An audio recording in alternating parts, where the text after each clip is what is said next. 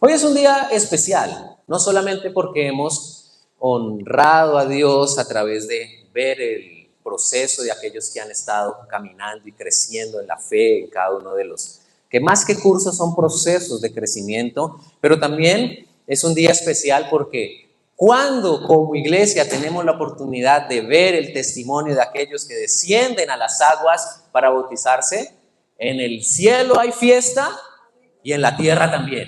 Aquí también nosotros tenemos que decir gracias, qué bendición, qué alegría es verlos hoy aquí. Muy bonitos, tiene cara de nerviosos, tiene cara de nerviosos, pero eso hace parte también de este momento. Pero se ven muy especiales y sobre todo con la certeza de que hoy es un día, mis amados, que debe marcar nuestro rumbo. Nunca olviden, ¿hoy qué día es? 14 de junio del año 2026 se convierte en un día muy especial para ustedes porque es el recordatorio por el resto de los años de que hoy comienza un nuevo caminar de vida y de que hoy hacen ustedes conscientemente ante el mundo la decisión de seguir a Jesucristo. Yo recuerdo cuando me bauticé, tenía 15 años, por allá, hace unos cuantos añitos, en Ibagué, y aún tengo muy fresca esa imagen de ese momento especial en donde decidí con mi corazón demostrarle al mundo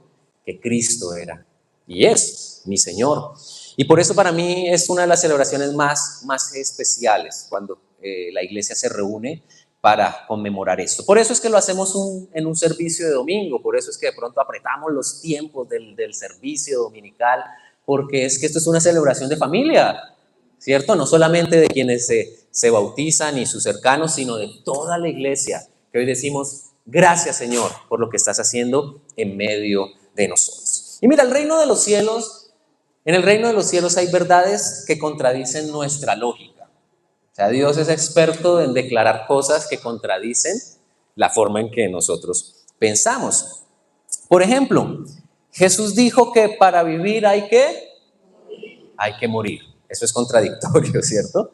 ¿Cómo así que para vivir hay que morir? Bueno, sí, es una certeza de la Biblia. No sé si alguno me puede ayudar con la presentación de este mensaje que tengo para ustedes.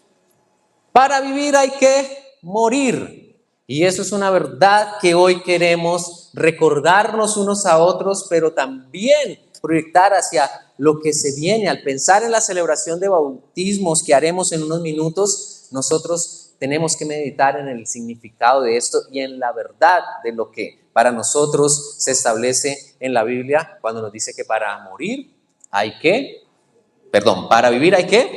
morir. Necesitamos morir para vivir. Y quiero ir al libro de Romanos, capítulo número 6, versículo número 11. Te lo voy a leer rápidamente, luego lo vamos a mirar allí en pantalla. Romanos 6, versículo 1 en adelante dice, ahora bien, ¿deberíamos seguir pecando para que Dios nos muestre más y más su gracia maravillosa?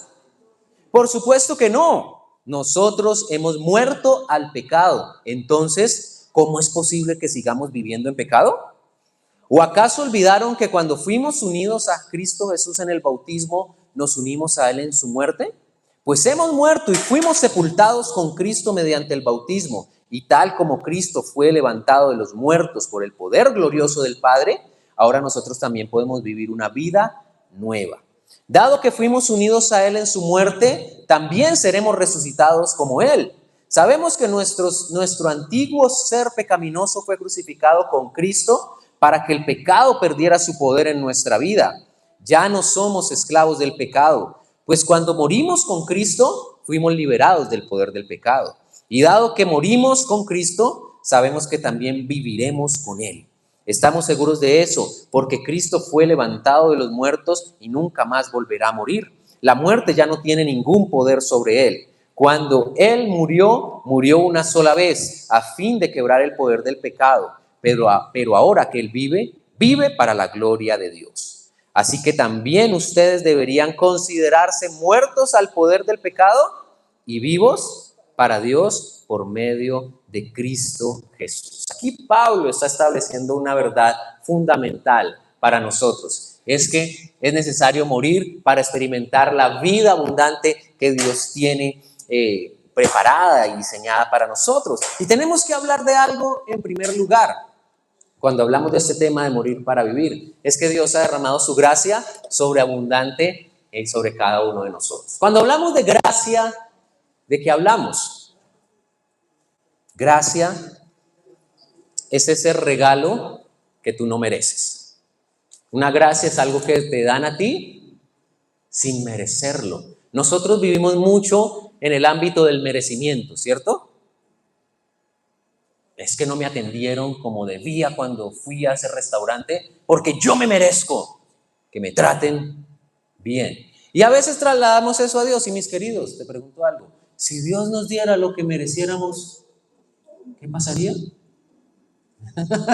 ¿Cuántos quieren que Dios nos trate como merecemos? Ahí sí ya no es cuestión de merecimiento, porque lo que merecemos realmente es muerte, castigo, la consecuencia de nuestra desobediencia. Por eso Dios extiende su gracia, y su gracia es el regalo que nos da, que aunque no merecemos su favor, su amor, su perdón, su salvación, Dios nos la da gratuitamente. ¿Qué tiene eso que romper en nuestros corazones? El hecho de que no vivimos ya para ganarnos el favor de Dios. No vivimos para comprar el amor de Dios. Vivimos es para disfrutarlo, porque Él ya nos lo dio gratuitamente.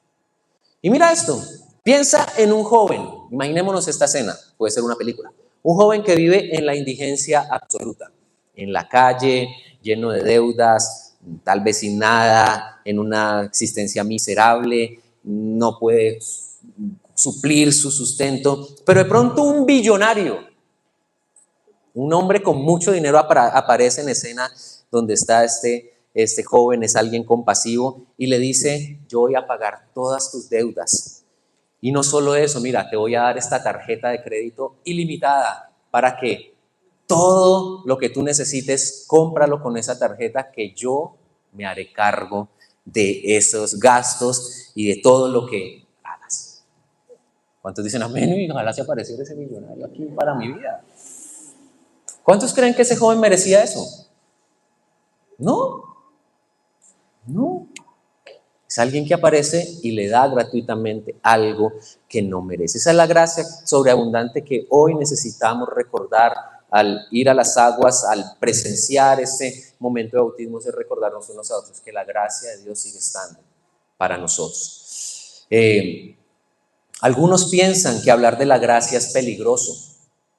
Es peligroso, y por eso en muchas iglesias a veces no se habla mucho de la gracia o no se enseña mucho, y algunos hasta no creen mucho en la gracia, porque tiene el peligro de que la gente pueda decir: pues si hay gracia, pues entonces vivamos como se nos dé la gana, porque sigue habiendo gracia y sobreabundará la gracia. Y la verdad es que sí, la gracia seguirá sobreabundando.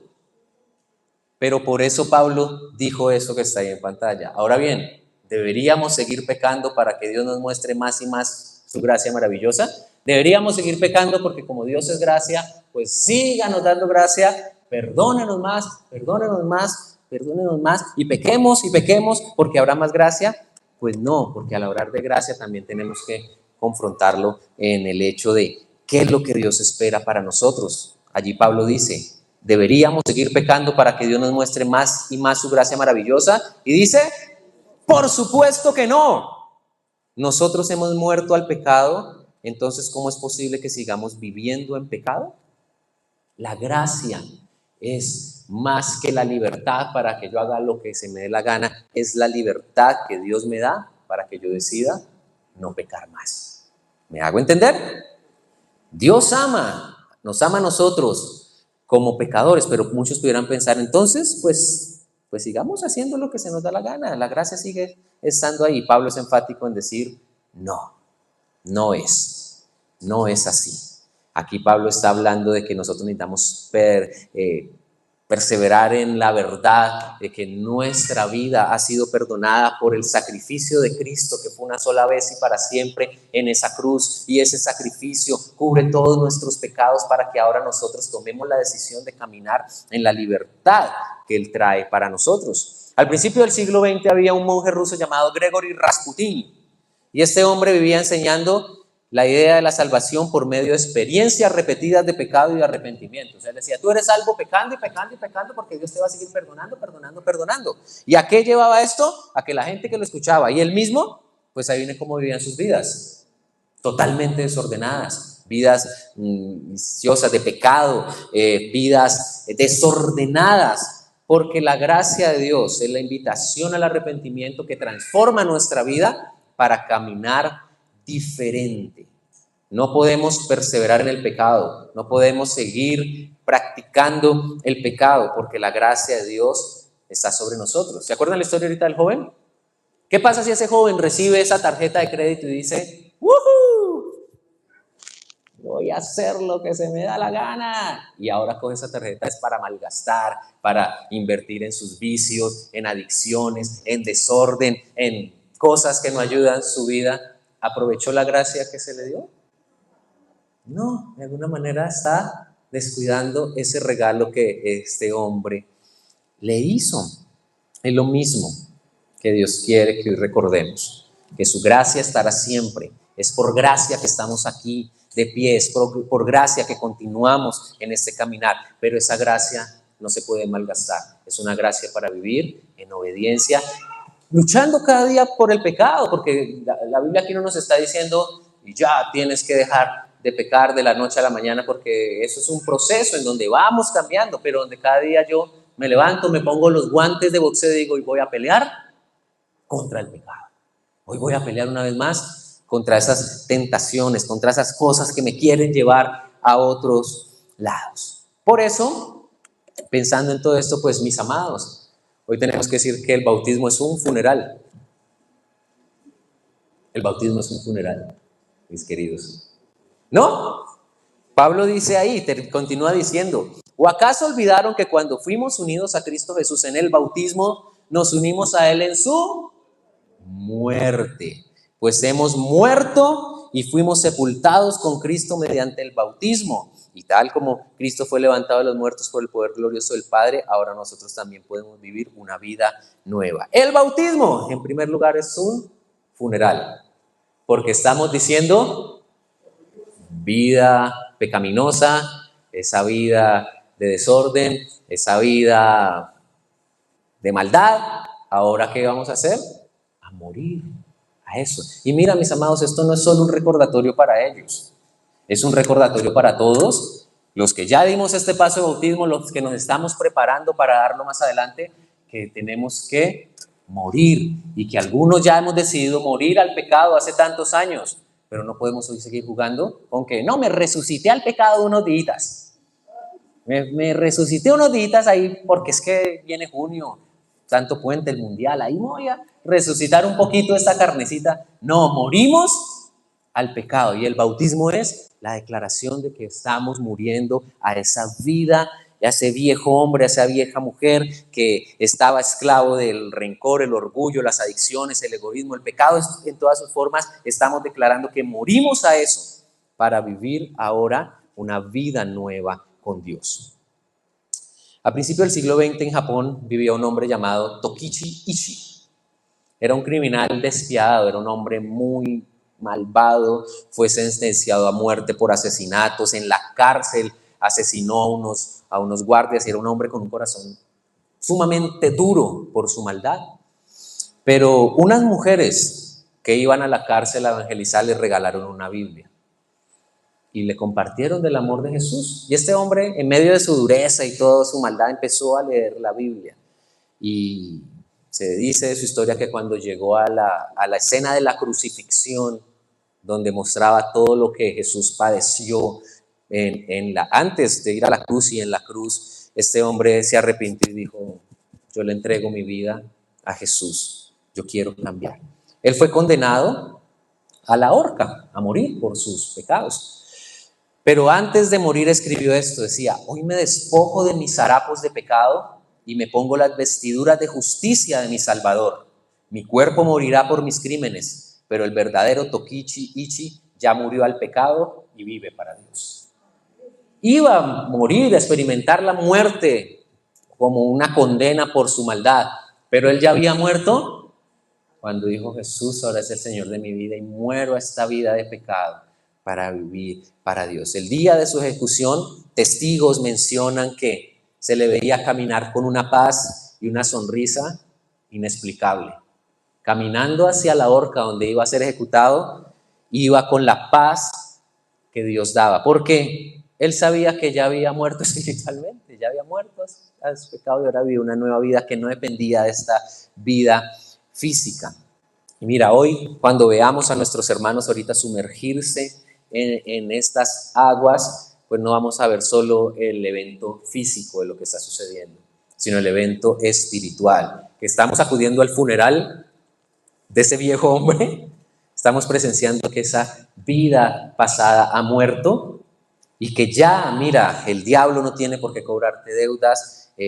Las consecuencias de tu pasado han quedado cubiertas por la sangre de Cristo. Ese pasado queda sepultado allí para que entonces ahora podamos entender que el bautismo también es resurrección.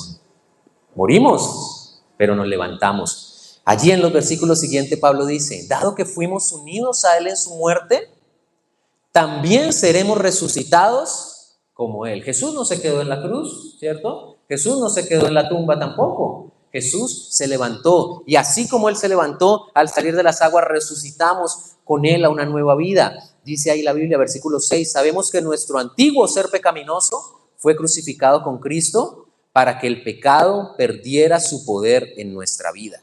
Ya no somos esclavos del pecado, pues cuando morimos con Cristo fuimos liberados del poder del pecado. Y dado que morimos con Cristo, sabemos que también viviremos con él. Estamos seguros de eso, porque Cristo fue levantado de los muertos y nunca más volverá a morir.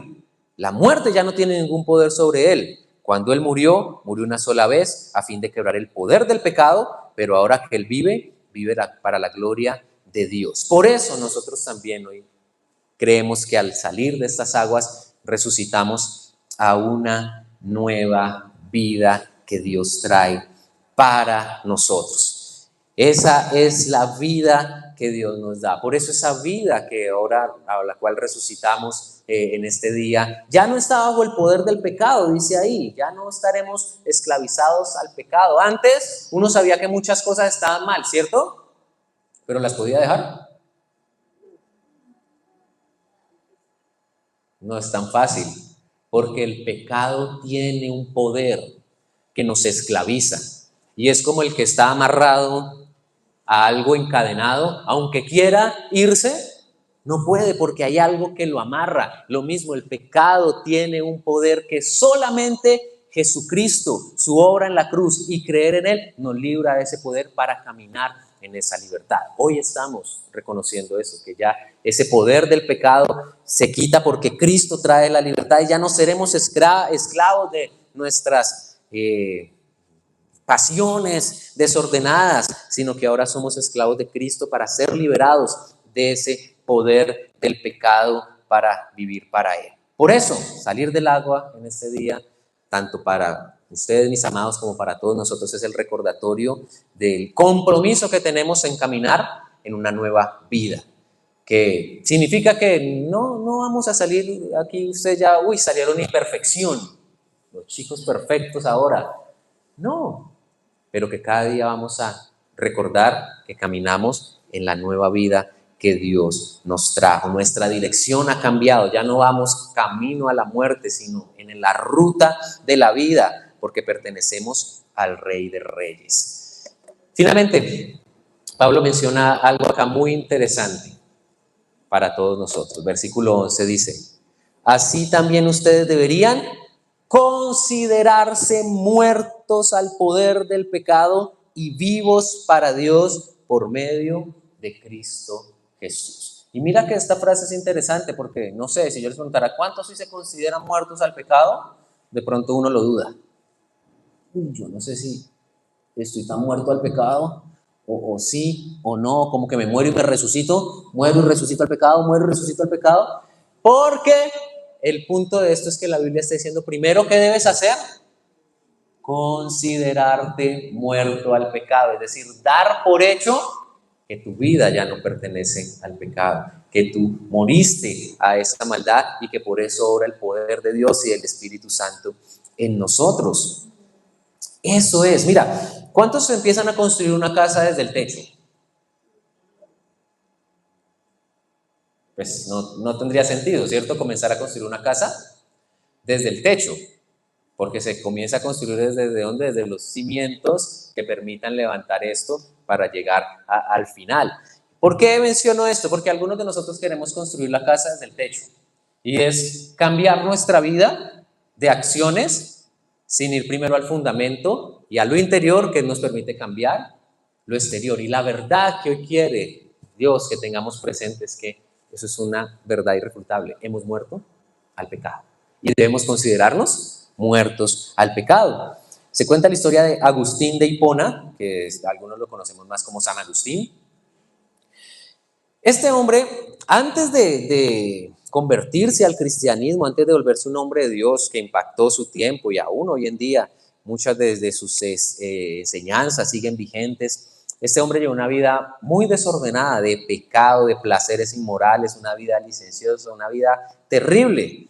Y luego, y parte del testimonio de este hombre es que su mamá oraba mucho por él, por su salvación. Y bueno, llega un punto en que él se convierte a Cristo, es bautizado, comienza su vida a caminar con Dios, pero cuenta que un día iba por la calle y se encontró con una mujer con la que en el pasado había tenido sus aventuras no tan bonitas, sus citas ahí extrañas, había tenido sus desórdenes y se la encontró en la calle.